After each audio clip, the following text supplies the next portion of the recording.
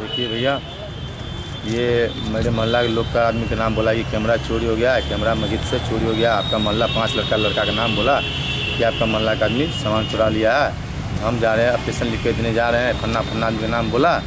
हमको लिए ठीक है, हम जा रहे हैं, उसको गार्जियन के कहने के लिए जा रहे हैं। भैया नहीं होता तो आप भी चलिए। तो बोला कि नहीं, हम FIR हम केस करवे करेंगे। ठीक है, आप ऐसा बात है, हम जा रहे हैं।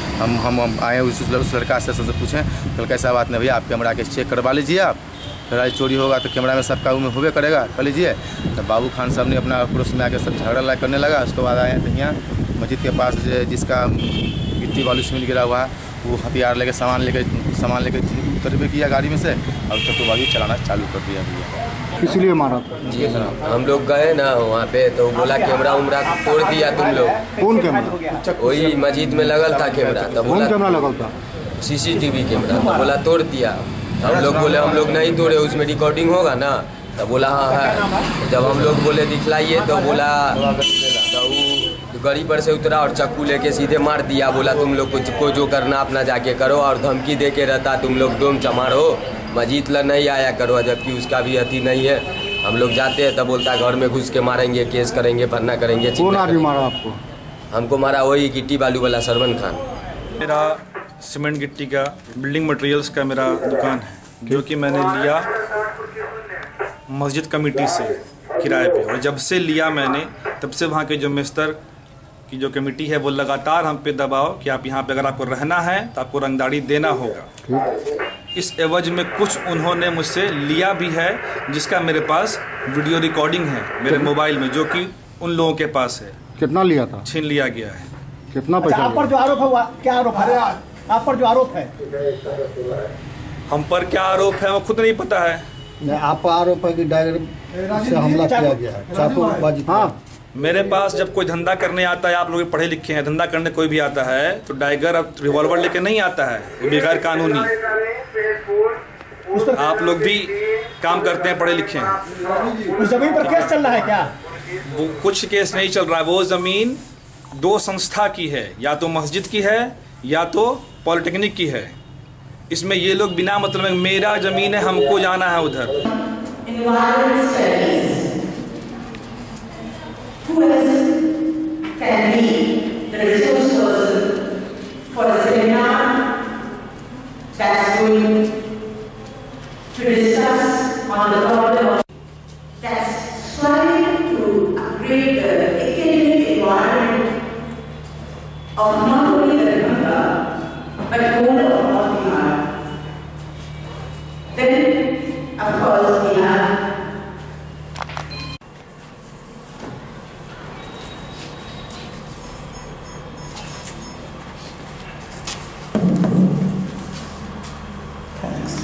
Thanks a lot to Dr. Putul Singh.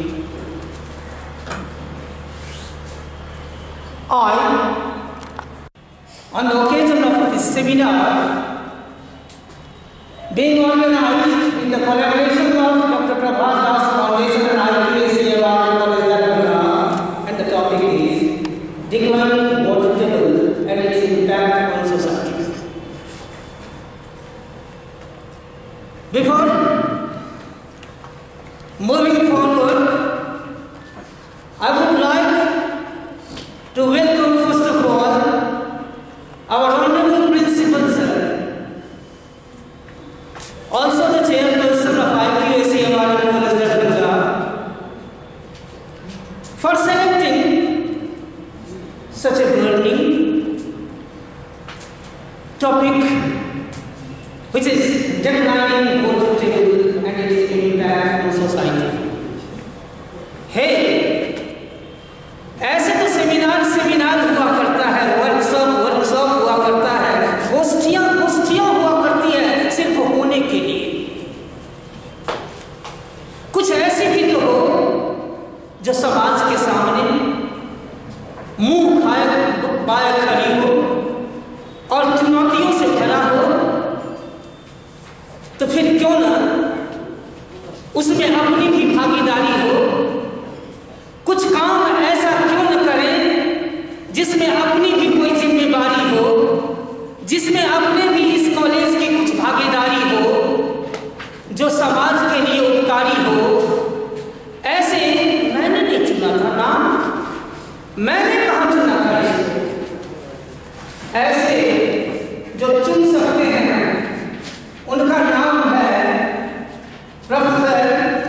Arvind Kumar Jha.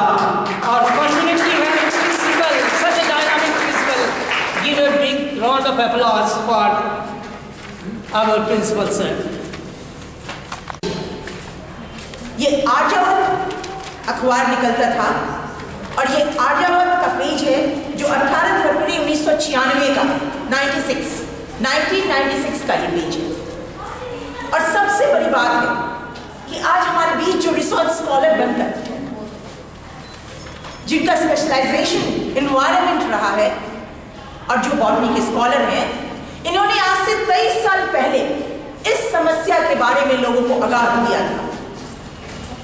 यानी जो 18 फरवरी 1996 को जो उनका आलेख छपा आर्यावर्त में, उसमें उन्होंने बहुत स्पष्ट रूप में लिखा कि यह राज्य इस मायने में भाग्यशाली है कि यहाँ की उत्तरी क्षेत्र में प्रदत्त विपुल जल संपदा है, लेकिन इसका बजट बनाना यहाँ के लोगों ने सीखा ही नहीं है।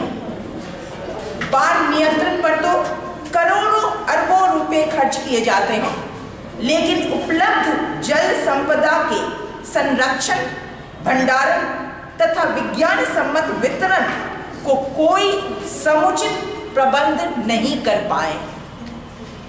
कितनी सही बात थी। आज से 23 साल पहले, शायद आप लोग में से कई पैदा भी नहीं हुए थे, तब सर ने सोचा कि आज से 20 साल 25 साल बाद लोग जल संकट से इस प्रकार घिरेंगे जैसा अभी 10 दिन पहले हम लोगों ने कॉलेज में देखा है। कॉलेज परिसर में इतने चापाकल, 10-12 चापाकल कॉलेज परिसर में, और एक बूंद पानी के लिए हम सभी तरस गए। कोई चापाकल काम नहीं कर रहा था। ये ठंड की बात है, मई जून की बात नहीं। मई जून में पानी सूखता था, पानी का लेवल नीचे चला जाता था। ये तो शायद पिछले 5 साल से हम लोग देख रहे थे, परंतु इस बार ठंड के मौसम में कॉलेज परिसर में सारे चापाकल सूख गए और कॉलेज परिवार के प्रत्येक सदस्य को बूंद बूंद पानी के लिए तरसना पड़ा था। और शायद यही कारण है कि 23 साल के बाद भी सर अपने इस आलेख को भूले नहीं हैं। उन्हें आज भी लग रहा है कि कहीं ना कहीं कमी है, और शायद इसी कमी को पूरा करने के लिए एक छोटा सा कदम ये महाविद्यालय इस सेमिनार के रूप में उठाया है। So let me have this privilege of inviting our respected principal, Dr. Arvind Kumar Jha.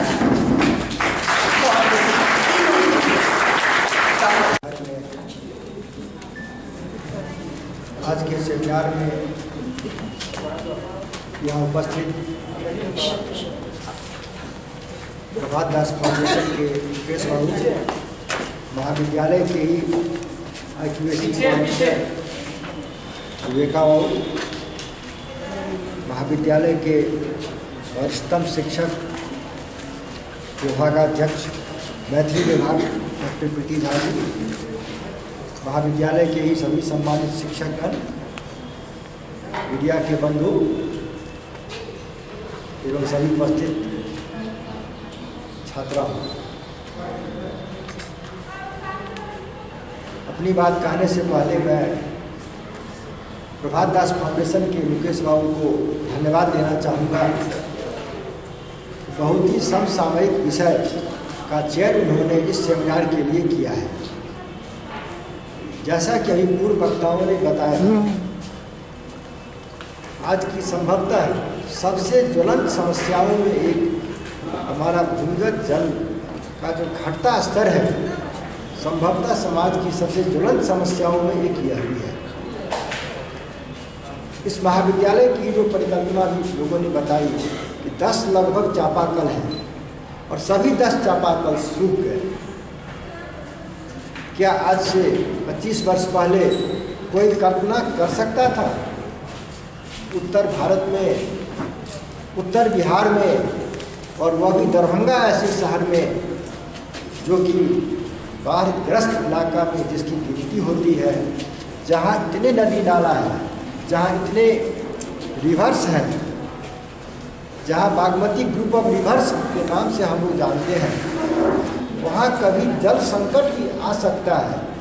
संभवतः इसकी परिकल्पना आज से 25-30 वर्ष पहले लोग नहीं कर रहे, लेकिन यह समस्या आएगी, थोड़ा बहुत आभास लोगों को उस समय भी हो चला था। जो प्रबुद्ध लोग थे, जो पर्यावरण को जानने वाले लोग थे, वो लोग समझ रहे थे अगले 40 से 50 वर्षों के भीतर यह संकट उत्तर भारत या उत्तर बिहार में आएगा। लेकिन 40-50 वर्ष नहीं बल्कि 25 वर्ष के भीतर यानी 20 वर्ष के भीतर यह संकट आ जाएगा।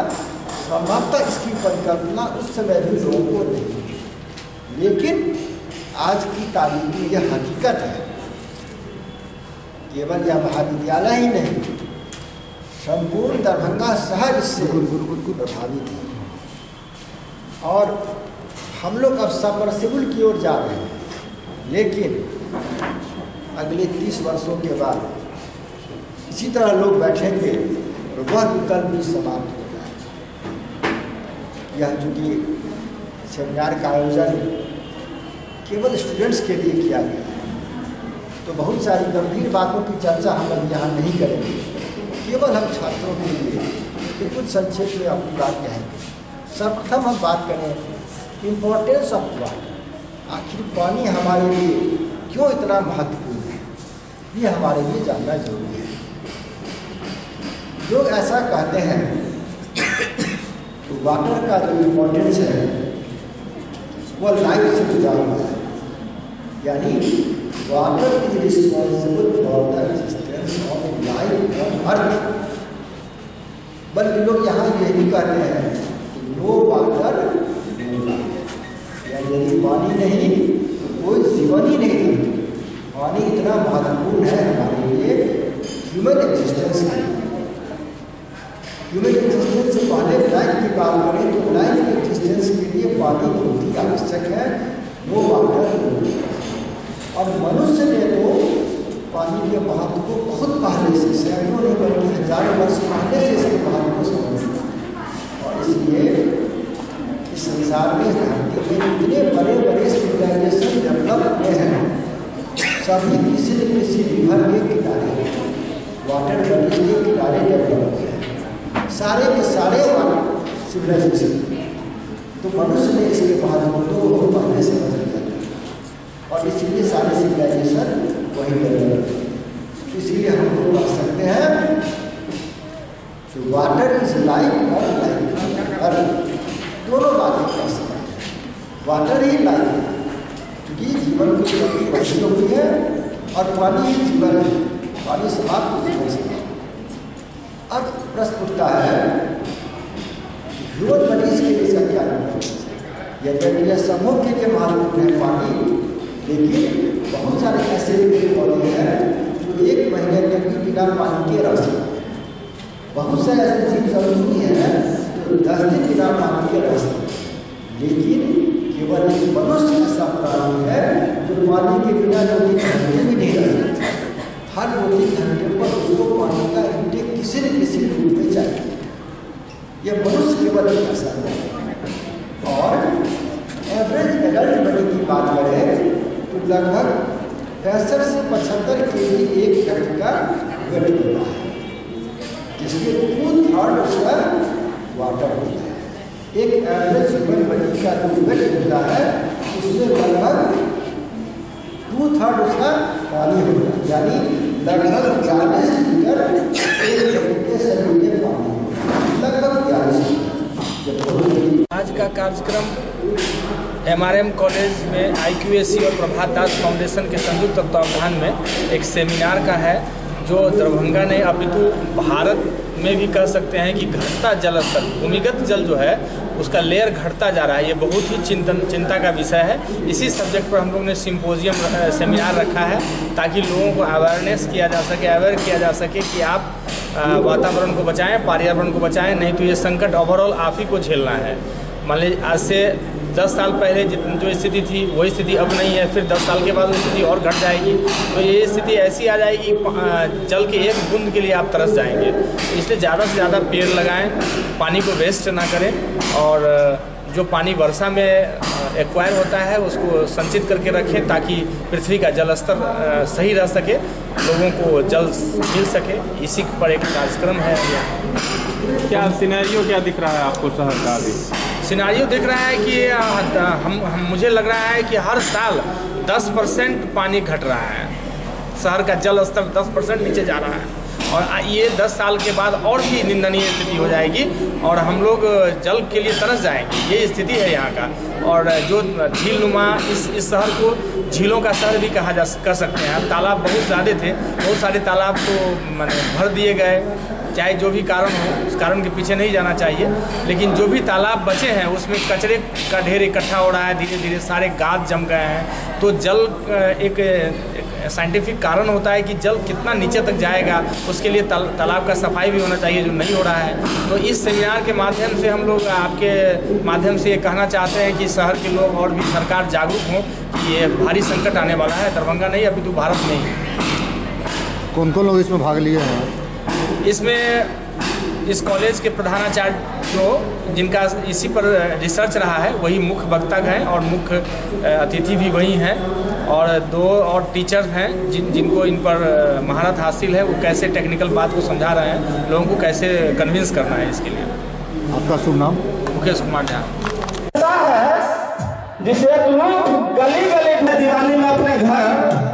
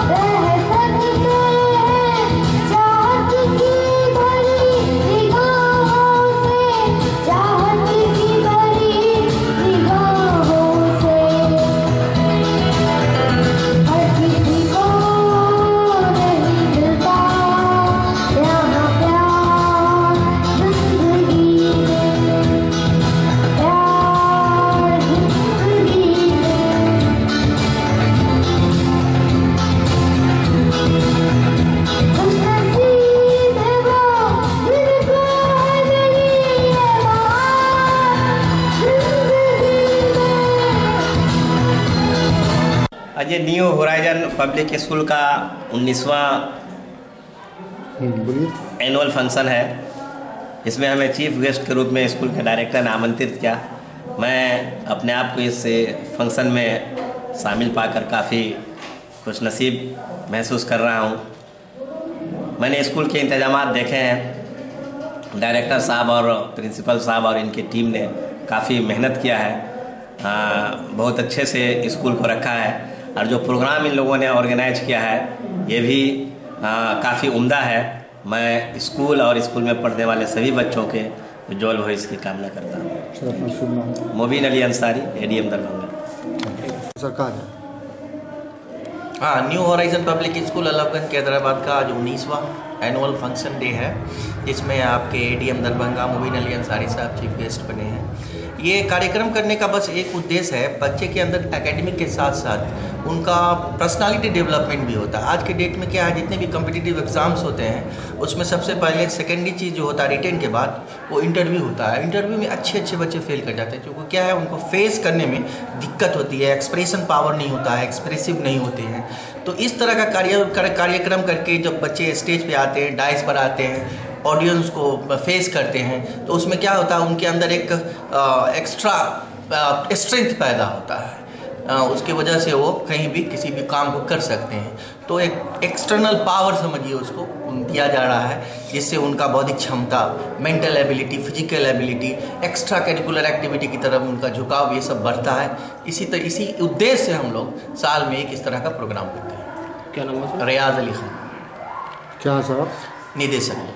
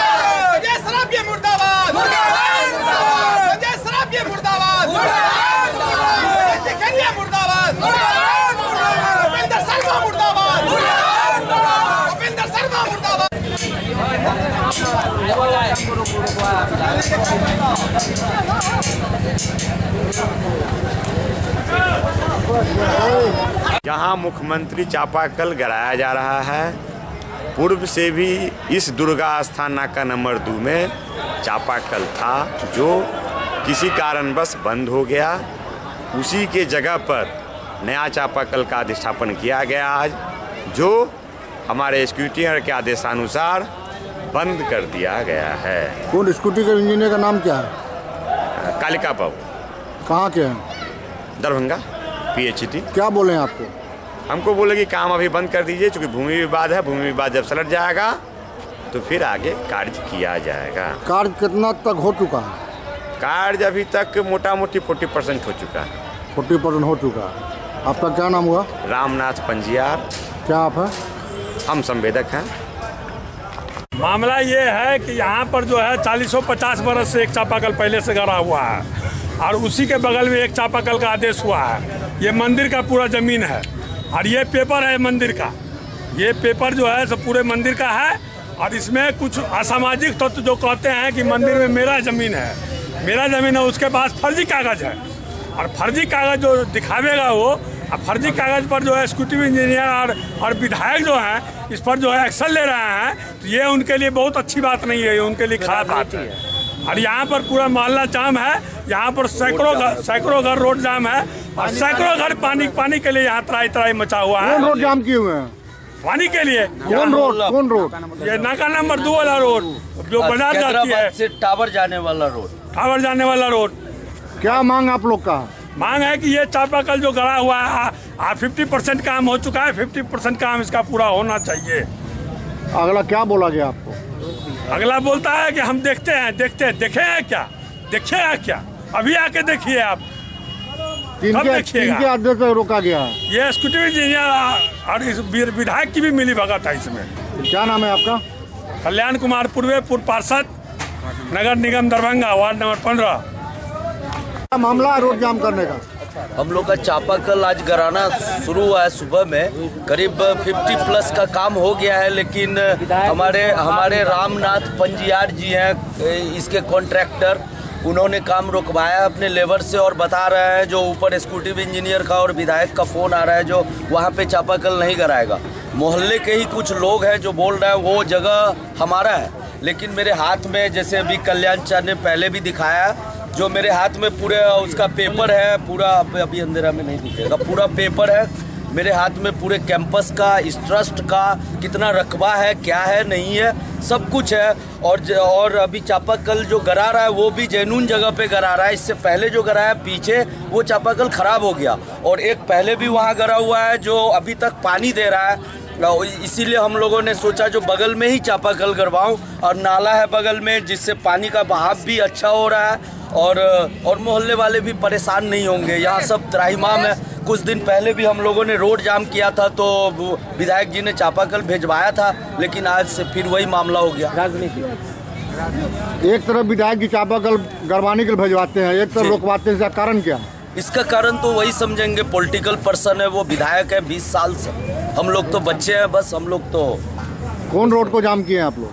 ये वो कैदराबाद चौक से टावर जाने वाले रास्ते को हम लोगों ने दुर्गा मंदिर के पास ब्लॉक किया है, जहाँ पे वो चापाकल करना है, उसके ठीक सामने। क्या नाम है आपका? राजीव कुमार झा। प्रोसेस में था जिसके उसके बाद वहाँ जब सेंटर पे आते थे महिला बूढ़ी औरत अपने बच्चा को लेकर के बच्चा अंधा था, उसको लेकर के आए सुभाष बोस को, बोला कि आजाद हिंद फौज का ये भी एक सेना, तो बोला कि सब आदमी वहाँ पे कमेंट करने लगा कि ये अंधा यहाँ पुल है, यहाँ बीकम करने की जाए तो यहाँ पे सीढ़ी नहीं है, आप जैसे मैरिज में नहीं आए तो आपको बाहर कर देना पड़ेगा, क्योंकि जबकि शिक्षा, स्वास्थ्य, रोजगार का सबका फंडामेंटल राइट है। इसी के साथ मैं अपना वाणी को विराम। कोई स्वास्थ्य के लिए मरेगा नहीं बच्चा। आज देख रहे हैं कि 70 आज़ादी का 70 साल बीत जाने के बाद भी सुभाष बोस का सपना अधूरा है। इसी अधूरे सपने को हम लोग को पूरा करना है।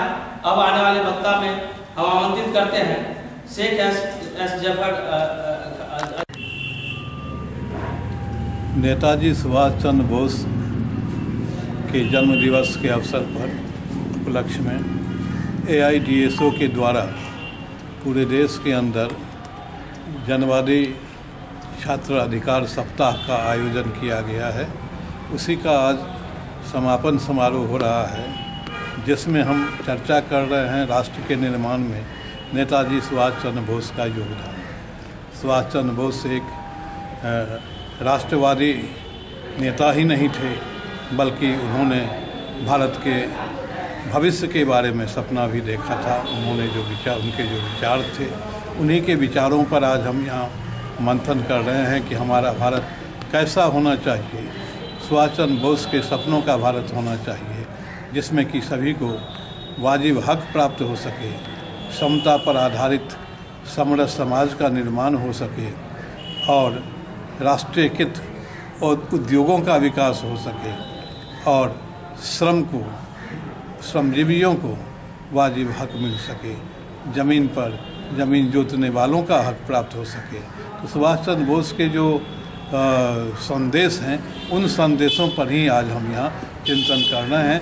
उसके साथ ही साथ वे युवा नेता माने जाते थे, युवाओं के नेता माने जाते थे। उन्होंने इंडिपेंडेंस लीग की स्थापना की थी भारत के हर शहर में, और ऐसे में सुभाष चंद्र बोस को हम याद करते हैं कि कभी राष्ट्रीय आंदोलन के दौरान उन्होंने युवाओं में एक नया जोश, नया उत्साह पैदा किया था राष्ट्र के लिए, भारत की आज़ादी के लिए।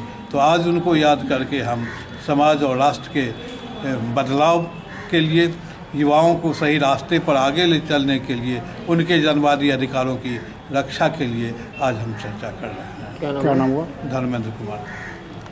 आज हम लोग पिछले 23 जनवरी के नेताजी की जयंती के मौके पर ही छात्र जनवादी का अधिकार सप्ताह की शुरुआत किए।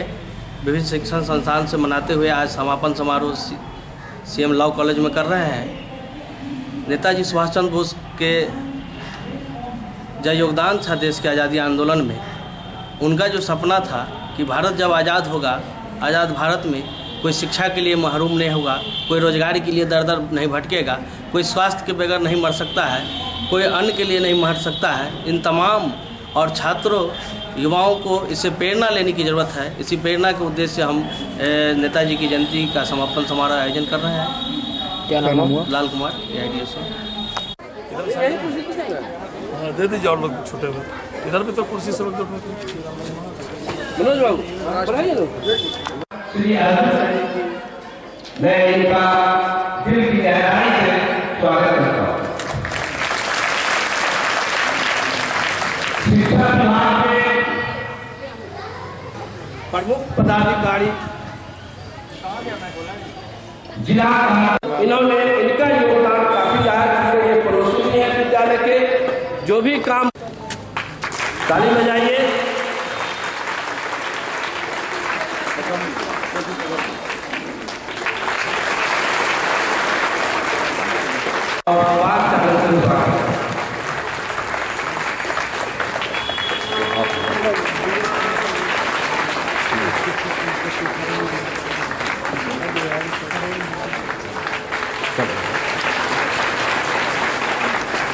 उसका शिलान्यास होने जा रहा है।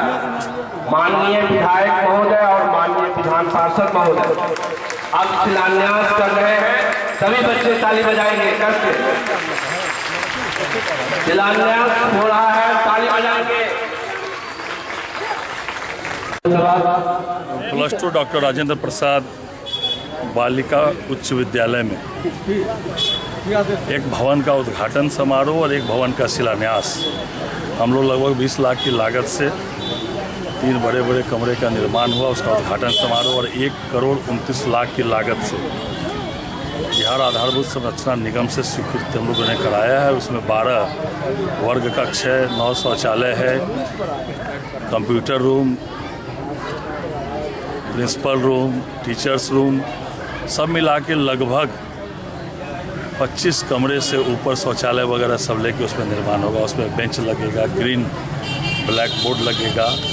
जो निजी विद्यालयों में जो भवन है, जो आधारभूत संरचना है, वह सरकारी विद्यालयों में भी हो रहा है। और आज यह बालिका उच्च विद्यालय, हम लोग सरकार का विशेष ध्यान है कि बच्ची का जन्म लेना अब अभिशाप नहीं, अब वरदान होगा। कब तक बन जाएगा? उसके तहत विभिन्न तरह की सुविधाएं दी जा रही है और बड़ी संख्या में सरकारी विद्यालयों में अब छात्र पढ़ने आ रहे हैं, जितना सुविधाएं मिल रही हैं। और भी बहुत सारी योजनाओं बच्चियों के लिए सरकार चला रही है, चाहे वह स्टूडेंट कार्ड योजना के लिए हमारे बच्ची कुछ शिक्षा ग्रहण करे, मुख्यमंत्री कन्या सामर्थ्य योजना के अंतर्गत अगर बच्ची मैट्रिक पास करेगी तो 10,000 रुपया, ग्रेजुएट पास करेगी तो 22,000 रुपया। जो हमारी बच्चियां धीरे धीरे, बच्चियों को भी वो दिन आने वाला है जब लड़का पैदा होता था तो जिस तरह खुशियां समाज में मनाई जाती थी, बच्चियों के पैदा होने पर भी वैसे ही खुशियां समाज में मने, तब जाकर जो है असल जो है जो सरकार का उद्देश्य है वह पूर्त होगा। उस उद्देश्य की पूर्ति में हम लोग लगे हुए हैं। आज बड़ा दिन है +2 राजेंद्र प्रसाद कन्या उच्च विद्यालय का, जो आज नया बेंच लगा, डेस्क लगा, नया भवन बना और एक बड़ा भवन जो बहुमंजिला भवन होगा, 3 मंजिला भवन होगा, उसका आज हम लोग शिलान्यास कर रहे हैं। और आज इसी वर्ष हम लोग आज जनवरी के अंतिम दिन में शिलान्यास किए हैं और इसी वर्ष इसका उद्घाटन भी हम लोग करेंगे, उसमें भी आप लोग को बुलाएंगे। ये विद्यालय के लिए, बच्चों के लिए, विभाग के लिए बहुत गौरव की बात है कि हम लोगों ने आज माननीय विधायक जी के कर कमलों के अंदर हम लोगों ने ऐसा काम कर रहे हैं, ऐसा हम लोगों ने किया है। सारी सुविधाएं से लैस हमारे विद्यालय होंगे, हमारे जहाँ शिक्षकों की कमी नहीं होगी। आधारभूत संरचना जब पूरा हो गया तो हम लोग शिक्षा पर ध्यान देंगे। अपना शुभ नाम क्या हुआ? मेरा नाम रामाश्रय प्रसाद, हम जिला कार्यक्रम पदाधिकारी स्थापना। धन्यवाद। उसको जितनी छूट दे दीजिए खेलने के लिए, बच्चे सोचेंगे कि हमारे गार्जियन बहुत अच्छे हैं।